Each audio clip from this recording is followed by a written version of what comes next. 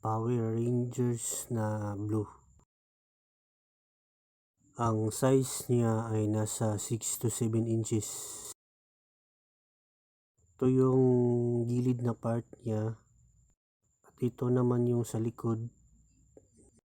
Ito naman din yung sa gilid niya. At ito yung sa harap.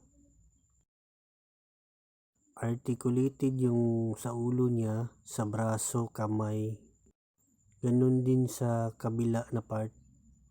Articulated din yung legs, tuhod. Nabibend din yung legs. Meron naman siyang markings at authentic siya.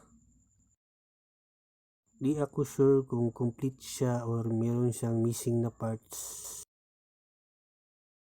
Na transform ata siya sa blue na tiger.